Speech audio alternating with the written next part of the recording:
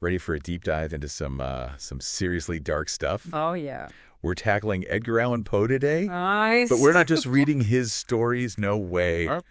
We're going deeper. We've got 7 of them Okay. adapted into this latter edition format. I like it. Makes them crystal clear, Uh-huh. even if you've never read Poe before. That's good, I think because some folks find him Right. a little dense. Yeah, very, Yeah. very dense and Look, they try to read it in high school, and it's just like, Well, what is going on? what is happening? Yeah. But trust me, even if you think you know Poe, Oh, yeah. these adaptations They're cool. bring out details and layers you might have missed. Absolutely. Yeah. And seeing his recurring themes across different stories. Oh, yeah. That's really... Death, fear, madness, revenge. Yes. It hits different. It's different when you see it that way. Yeah. Okay, so Let's do it. let's kick things off with the Mask of the Red Death. Okay. Plagues sweeping the land. Right. This horrific Red Death disease. Mhm. Most folks are terrified, Yeah. Makes sense. but not our guy, Oh, no. Prince Prospero. Prince Prospero. He's like, party. What? He decides to throw a massive party, In the middle of a plague. ignoring the suffering outside. Oh, my gosh. And he locks himself Okay. in this lavish abbey Right. with 1,000 of his closest friends. So not the best guy. Not the most sympathetic So Karen. not the most sympathetic. Now, this abbey Yeah. isn't just any party palace. Okay. Prospero designed it Mm-hmm. with 7 color-coded rooms, Okay. I like it. each symbolizing a stage of life. Okay. You progress Yeah. from blue to purple, green, orange, white, violet. This is very extra. Very extra. Yeah. But the last room The last room. is black Oh. with blood-red windows. Not ominous at all. That's some seriously creepy interior design. Right. Can you imagine being a guest? I would not want to go to this party. Yeah. Knowing that's waiting at the end of the party route. Nope. And Like, are you supposed to interpret that as, like, the stages of life and then death? I think so, yeah. Okay. That's what I get from it. All right. But to make it even creepier, Oh, it gets creepier. Oh, yeah. Okay. there's a giant ebony clock Okay. that chimes every hour, Oh, no. freezing everyone mid-dance, Oh, my God. reminding them of their mortality. So, like, a big old memento mori just, like, Yeah. hanging out there. It's like Poe's slapping them in the face with their own mortality, Right. even as they're trying to ignore it. Oh. Talk about a mood killer. But then things get really interesting. There's more. Oh, yeah. Okay. A mysterious figure shows up, A mysterious figure. dressed as the Red Death itself. Oh, no. Prospero, Yeah. furious, Oh, yeah. confronts the figure, but this leads to his death Oh. and the demise of every single guest. So no one makes it out alive. No one makes it out. Not even the servants. Poe doesn't really specify, Yeah. but I'm guessing not. Probably not. It's a brutal allegory, right? Very brutal. Poe's saying no matter how rich, Mm-hmm. how isolated you think you are, Doesn't matter. death catches up. You can't escape. You can't hide from fate. Especially not when there's a plague. Right. Yeah. From one William to another. Oh, another William? Next, we have the story of William Wilson, Okay. our narrator. Yeah. Also, William Wilson. Okay, so 2 William Wilsons. 2 William Wilsons. Got it. Tells us how his own need for control, Uh-huh. his ambition, Yeah. sent him down a dark path. Okay. And this other boy, Yeah. same name, Same name. same birthday, What? becomes his rival. That's wild. It's like looking in a twisted mirror. Right. This other William Wilson Yeah. constantly challenges the narrator's sense of self. Makes you think, like, is it really another person, or is it Yeah. like just him projecting, or I don't know. It messes with your mind. Big time. Is it a real person or some fractured part of the narrator? Yeah, right. It messes with your mind. Yeah. The narrator starts acting cruelly Oh, no. toward his namesake. So he's not a very good guy either. Not a great guy. Yeah. And it all comes to a head Yeah. in this terrifying nighttime encounter. Okay. He finally sees this other William clearly, Uh-huh. and it freaks him out. I bet. Even after running away from school, Yeah. he's haunted by his double. Oh, wow. That visual Poe gives us. Yeah. It sticks with you. It's creepy. Makes you wonder if we all have that shadow self Oh, we're yeah. trying to outrun. Absolutely. Now for some Yeah. crumbling Gothic architecture. Ooh. The Fall of the House of Usher. Good title. We've got our narrator Ah. visiting his childhood buddy, Okay. Roderick Usher, Roderick Usher. who lives in this Yeah. seriously creepy, Yeah. deteriorating mansion. Like physically deteriorating? Yeah, like it's falling apart. Oh, wow. The whole vibe is oppressive. Uh-huh. Like the house itself is sick. Like a haunted house. Yeah, kind of. Okay. Exactly. Yeah. The house is more than setting. Okay. It reflects Usher's mental state. Oh, interesting. Like the architecture is literally mirroring his decay. Huh. Then you've got Usher's twin sister, Okay. Madeline, wasting away from some mysterious illness. Oh, no. And as Madeline gets worse, Yeah. Usher's sanity goes downhill fast. Oh, jeez. He believes the house, Yeah. the land around it, Uh-huh. it's all got this hold on him. Okay. It's fueling his paranoia. So he's not doing so well. Not well at all. Yeah. So Madeline apparently dies. Okay. They bury her in a vault under the house. Seems legit. But on this wild, Oh, no. stormy night, Uh-huh. guess who pops back up? Not Madeline. Madeline's back. She's back. And let's just say, Okay. things get really intense really fast. Usher totally loses it. Yeah. The house literally starts falling apart. Yeah. And our narrator Yeah. barely escapes with his life. That's intense. It makes you think, are we that connected to our surroundings? It really does. Can a place, Yeah. a family, drag you down with it? Who makes you think? The Black Cat switches gears. Okay, new story. We're in a confession booth now. Ooh, okay. This unnamed narrator's on death row All right. telling us how booze turned him cruel. So not a good guy. Not a good guy. Uh-huh. Especially toward his black cat, Pluto. Oh no, poor Pluto. It's messed up. Yeah.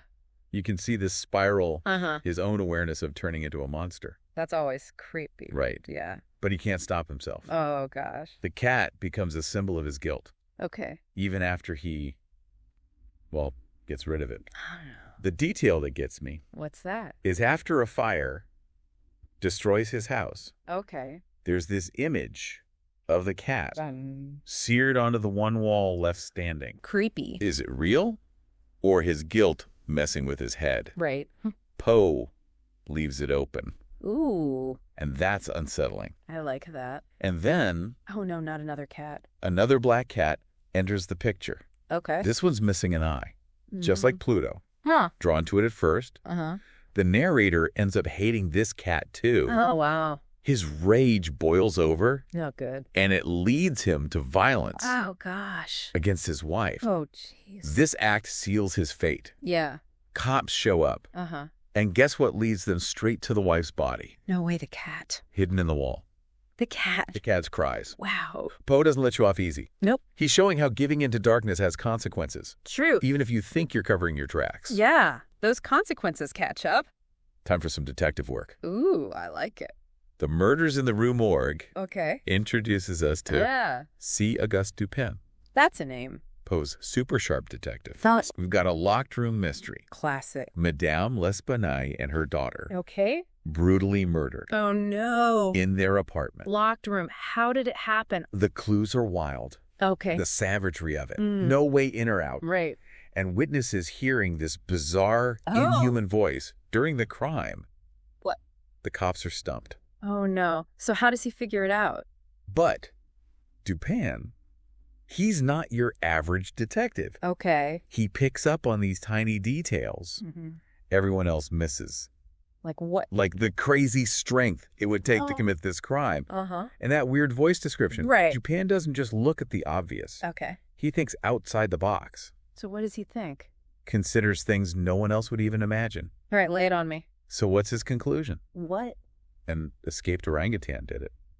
An orangutan? An orangutan? Are you serious? Yeah. Wow. Can you believe it? That's wild. It's brilliant, He Greta. really is. He proves it by catching the orangutan Okay. and finding the sailor who owned it. Ah. It's a reminder to never jump to conclusions, Right. to always look deeper Yeah. for the real story. Don't just trust the surface. Exactly. Okay, what's next? Next, we're in the mind of a narrator Okay. who really wants us to think he's sane. Oh boy. The Telltale Heart. Ooh, good aware. He's obsessed with this old man's vulture eye, Okay. like to a disturbing degree. So obsessed, Yeah. he decides to kill him. Not a great plan. The way Poe builds suspense Yeah. is masterful. I love that about Poe. We get every detail of the planning, Uh-huh. the nightly visits to the old man's room. Yeah. You're practically in the narrator's twisted head. Oh, gosh. He goes through with it. So he kills the old man. Kills the old man. Jeez. Chops up the body. Oh, my God. Hides it under the floorboards. Okay. Seems like the perfect crime. Yeah, right up until it isn't. Until the police show up. And that's when the narrator's carefully constructed facade Yeah. crumbles. Oh, no. He starts hearing the old man's heart Oh, God. beating under the floorboards. That's creepy. It's driving him crazy. I bet. This imagined sound, Right. is it imagined though? Hmm. Or is it his guilt manifesting itself? That's the question, isn't it? That's the genius of Poe. Yeah. He leaves it open to interpretation. Love that. But either way, Yeah. the guilt eats him alive Uh-huh. until he confesses. Classic Poe. It's a powerful illustration of how our conscience works. Absolutely. We can try to bury our guilt, but it always finds a way to surface. It always does. Poe's showing us the psychological torture Right. we inflict on ourselves. When we do bad things. Last but not least, Okay. we have The Cask of Amontillado, Ooh, yeah. another chilling revenge story. Love a good revenge story. Our narrator, Montresor, Okay, Tresor. is out to get Fortunato, Fortunato. What did he do? who supposedly insulted him, Okay. and his family name, Uh-huh. Montresor, is cold Oh, right. and calculating. Aw. He uses Fortunato's pride, Okay. his love of wine, I see where this is going. to lure him into the catacombs Oh, no. under his palazzo. That's not good. And it's carnival season. Everyone's partying, So no one will notice. so no one suspects a thing. Smart. He leads Fortunato deeper Get deeper into the catacombs. and deeper into the darkness, Oh, jeez. past the bones of his ancestry, Not creepy at all. giving him more wine To keep him drunk. to keep him drunk and unsuspecting. Wow. Montresor's a bad dude. The imagery Poe uses here, Yeah. it's like you can feel the cold, Oh. damp air Yeah. and smell the decay. Oh, gosh. It's a slow, deliberate ascent into hell, Right. both literally and figuratively. Wow. Montresor is taking Fortunato down to his death, Uh-huh. but he's also revealing the darkness in his own soul. Oh, yeah. And then in this horrifying climax, Yeah. he chains Fortunato to a wall Oh, my God. and bricks him in, He bricks him in? leaving him to die alone in the dark. That is brutal. It's absolutely chilling. I can't believe he just bricked him in. What gets me Ah. is Montresor's complete lack of remorse. Right? He describes the act calmly, Like it's nothing. even with a hint of satisfaction. Yeah. Poe's making us confront the dark side of human nature, Yeah. the capacity for cruelty It's scary. that exists within us all. Absolutely. You know, it's amazing how Poe makes these dark psychological themes so captivating. Right. It doesn't just tell a story. It's more than that. He pulls you into a whole experience. It's an experience for sure. It's that gothic atmosphere he creates. Oh, yeah. Crumbly mansions, Uh-huh. dark catacombs, gloomy streets. Smoky streets. You can practically feel the chill in the air. You really can. And his descriptions, Yeah. they're so vivid, so Oh, visceral. you're right there. Like in the Cask of Amontillado. Yeah. You can almost taste the wine Fortunato's drinking, Oh, yeah. feel the dampness of the catacombs closing in. Ugh.